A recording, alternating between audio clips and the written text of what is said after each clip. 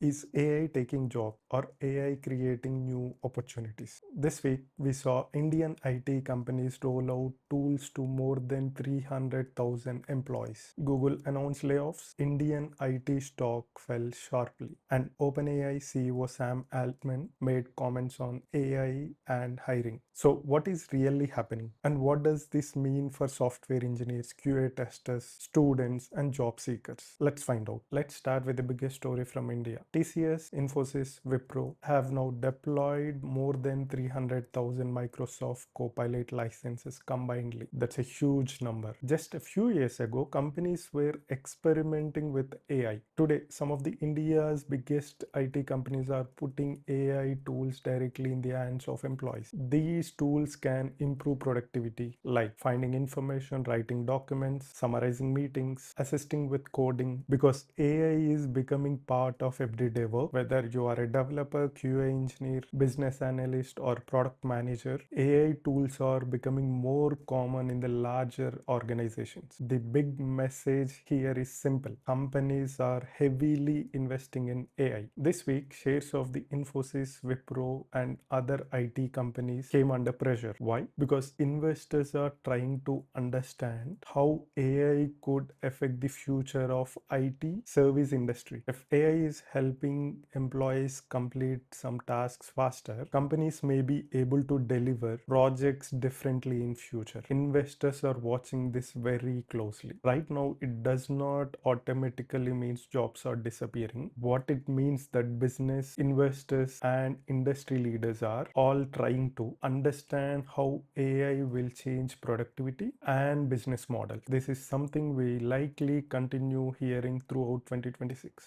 Google was back in the news this week. Reports say parts of Google cloud business were affected by layoffs, including some security related teams. Google says its regular adjust resource based on the customer needs and business priorities, because it reminds us that the technology industry is changing constantly. Companies invest more in some areas and reduce expenses in some other. And right now, the biggest areas that investments are receiving is in AI. Now, let's talk about the biggest story everyone was discussing this week. OpenAI CEO Sam Altman said that some companies aggressively using AI are hiring aggressively. That statement surprised a lot of people. Many people assume AI means fewer jobs, but this week's news show complicated picture. Companies are heavily investing in AI. Some companies are restructuring. Some teams are seeing layoffs, and some companies are still hiring. All of these things are happening at the same time. The relationship between the AI and jobs is not that simple. The technology industry is still figuring out how AI changes